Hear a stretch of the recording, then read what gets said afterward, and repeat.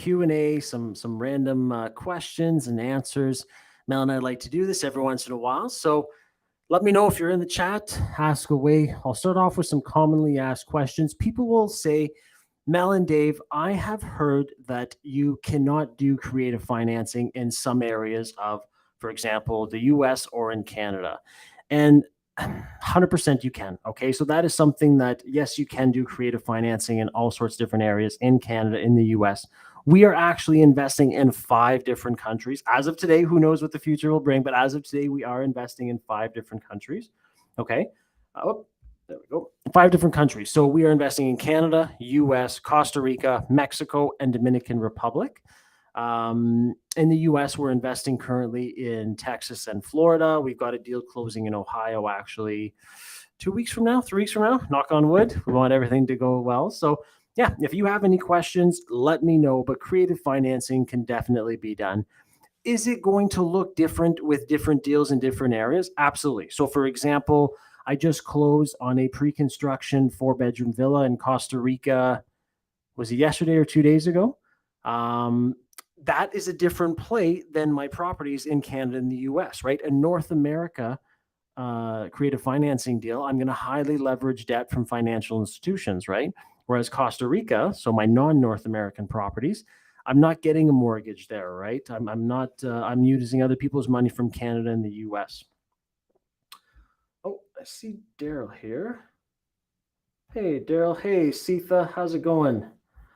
Here, let me just actually gonna invite. I was actually just live with Daryl. Here, we were doing an Action Agents. I can invite Daryl, see if he wants to come on. We were doing an Action Agents webinar or podcast, and we were kind of going back and forth. So I'll see if Daryl wants to come on with us. If not, I can keep doing Q&A. But yeah, creative financing can definitely be done. Hey, Sorvanath. Hey, Russ. Awesome. Some people that are actually also part of the Action family. I love it.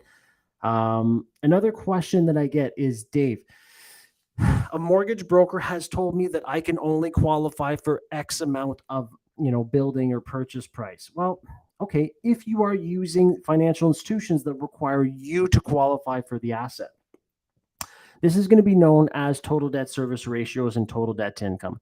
Financial institutions that utilize that, yes, they do look at you, and that's when they say, okay, this is the purchase price, this is your total debt service ratio, and you need to bridge the gap with your income. Or this is what the income, this is the total purchase price, and this is the income coming into the building, right?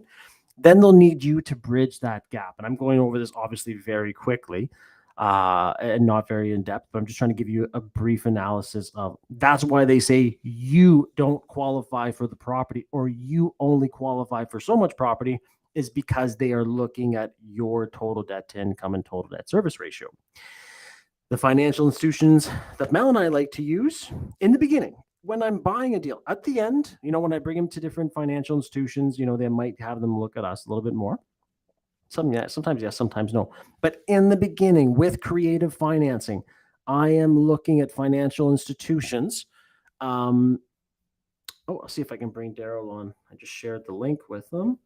But yeah, when I'm looking in the beginning of financial institutions, I am looking for the ones who are literally looking at debt service ratios, right? They're looking at what is the deal doing, okay? What is the debt coverage ratio of the deal, right? So they're underwriting the asset itself, and they're looking, okay. And some people will call it, like I've heard mortgage brokers call it no docs loans or low docs loans, or everyone's got a different thing, right? DSCR loans, asset-based lending, equity-based lending. All it means, okay, take out the fluff here, guys. All that means is they're looking at the deal. They're looking at the income. They're looking at the expenses, okay? And they're saying, I am going to lend on this property. They put you aside. They're not looking at you right now. They're looking at the deal. And they're saying, I am willing to give X amount. Oh, there's Daryl. I'll just finish up this clear. Daryl, let me put you on here. There we go. Daryl, you're in. I'm just finishing up this, and then we'll talk about, because we just went live in a podcast here. Welcome, Daryl. But literally, they're going to look at the deal. They're looking at the income, the expenses, and they're going, with this debt service coverage, this financial institution or this lender or private lender is comfortable lending I don't know, 60, 65, 70% loan to value on the product or the property. Okay. They'll give you a financing product on that. That is DSCR lending. Okay. That is DSCR lending. And then they might look at you, or they might not be concerned at creative financing in the background. Those are the lenders that I like to use in the beginning. But enough about that. Daryl, I wanted you to come on live. Daryl and I literally just got off we shot a podcast for the Action Agents, which is our EXP group of investor-focused real estate agents. So I thought, you know what, Daryl, why don't we go on? I was going live anyway. If anyone has questions for myself and Daryl as to you don't need to be a real estate agent, right, Daryl? You know that to be an investor, but if you are thinking of it, any questions for Daryl as part of our Action Agents investor team? Hey everyone, just want to say hi. Daryl, can you see the questions? I'll read them out, okay? Sita joined the Action family on Sunday. Woo, Sita, we'll be going live with the Action family in 15 minutes, okay? So Glenn, hi Dave. Hi, Doc. Hi, Eberhard. Dusty is saying, are there contracts for seller financing? So, Daryl, if you want to pipe in a little bit, and I can pipe in too. I'm just kind of reading through the questions. Yeah, like contracts for seller financing. That would be a clause you would put in your APS when you are putting an offer in. So there's a clause there, just states your terms, percentages, length of time, and all that stuff. That's just in a clause in your APS. So yeah, you can definitely put that in there on any offer you put in, for sure. I love that, and I agree with Daryl. The cool thing too, Dusty, is so for example, if you have an agent in the deal, so let's say for example you've got an investor-focused real estate agent like Daryl, right? Daryl could look at putting that clause in because Daryl deals with seller financing all the time, right? Daryl's looking at deals all the time. So he'll ask his broker, he'll make sure that he has the right clauses in there. If for some reason you're going directly to the owner, yeah, you could have something where the lawyers or the attorneys draft it up. So that's super cool. I see here. Oh, Glenn. Hi, Dave. Been following you and Mel for a while now. Looking to get started. The mindset shift is the first hurdle. Okay. Glenn, I love that you said that. I'm huge on mindset. Daryl has a great mindset. Him and I chat all the time. I do a journal every day. I know Daryl does a journal too. Daryl, because you did, and again, when you guys see the podcast that it's getting released next week with Daryl and I going over the different stuff, talk about the mindset. And sneak peek here, Daryl closed on 5 properties in 1 year with creative financing. What was your mindset when you did that, Daryl? Where were you at mentally? It's tough to look back at that moment, but you really have to drive your focus and mind towards your goals and achievements, because if you don't have those set goals, your mindset won't go towards those goals in the future. So it's strongly how do you say it? You need a strong mindset. That's point blank. But yeah, looking back, it's tough to see where I came from and now I'm here now, but it's all because of the mindset and drive you put towards it, for sure. Okay, so speaking of mindset, and I love where you're going with this, Daryl, and good question, Glenn, because everyone needs to deal with mindset stuff. As a real estate investor, there's obviously going to be some good times, right? Woo! But there's also going to be some times where you're like, oh my gosh, what was I thinking? What would you say to investors when they're having maybe those tougher times, or they're having that difficulty, or maybe they're like, oh man, I'm rethinking things, knowing that in the grand scheme of things, real estate's the best. What would you say to them for that? I would tell them to keep pushing forward. Because you're going to have your low moments and high moments, but it's those low moments that are going to teach you how to have a stronger mindset for those good moments, for sure. I agree. Other things that giving you some insight on the podcast that will be released next Thursday. Daryl and I were also chatting about, so for example, do you need to be a real estate agent to be an investor, right? You do not. And I touch on that all the time, especially now that I'm licensed.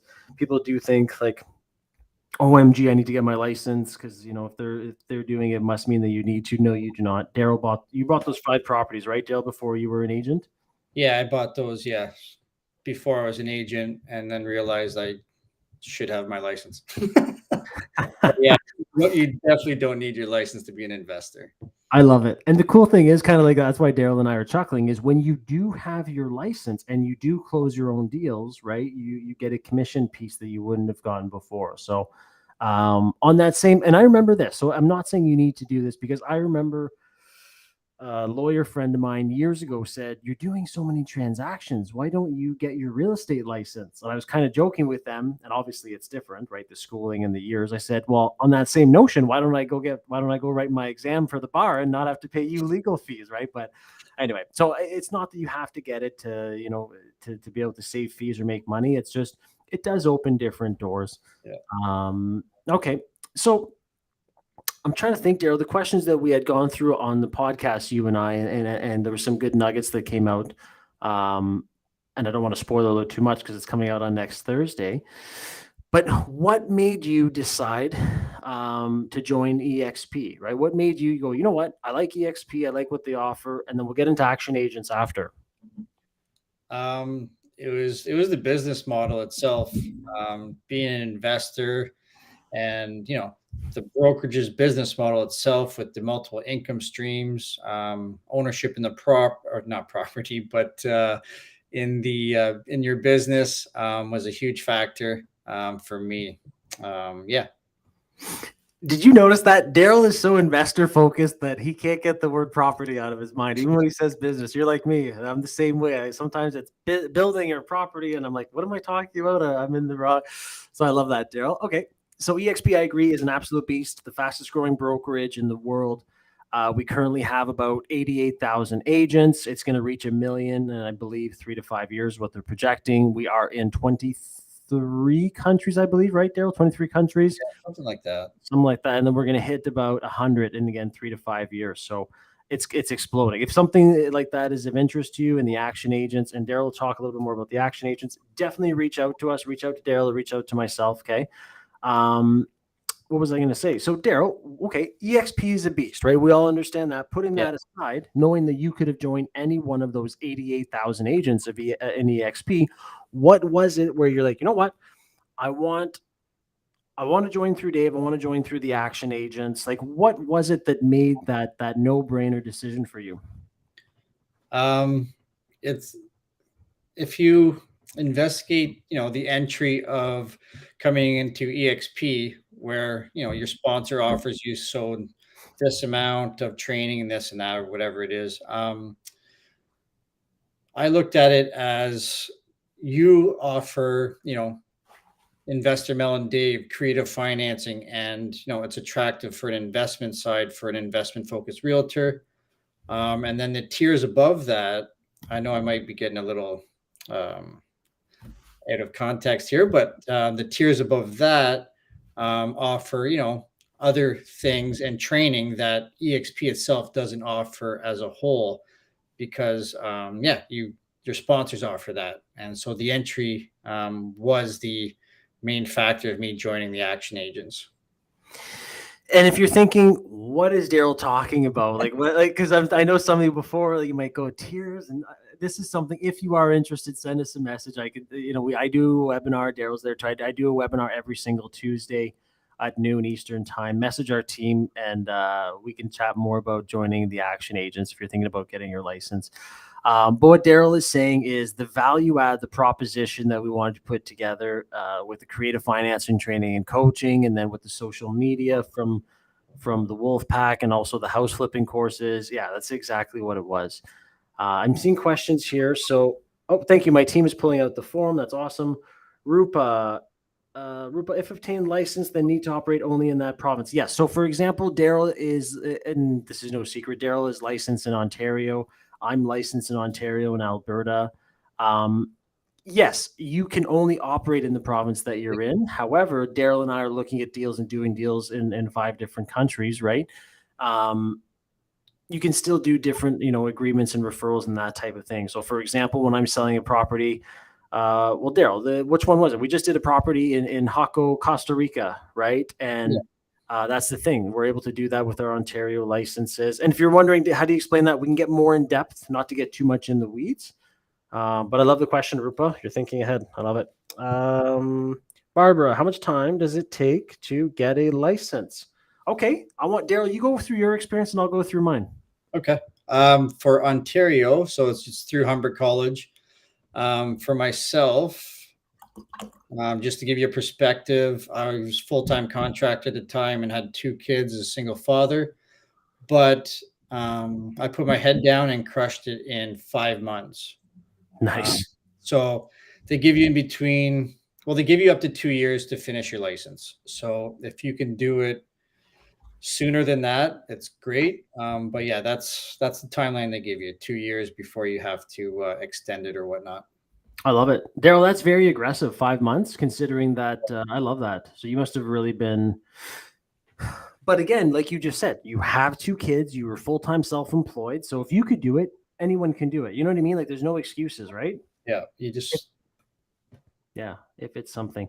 So I'll dive into my experience. This all started for me once I saw the light about joining EXP. I looked at that time. I was actually getting my E2 visa because I'm located in North Bay, Ontario, Canada. I was looking at getting my E2 visa, so that I could operate different businesses from the US, right? So I was looking at getting my license in Montana, actually. So I've written the tests and everything in Montana. However, I did not have a work visa, so I did not go forward with that. So I've done this multiple times. I did it in Montana very quickly. I think over the Christmas holidays type thing, when I wasn't celebrating with family. So very quickly, in a couple of weeks or a month, maybe a month.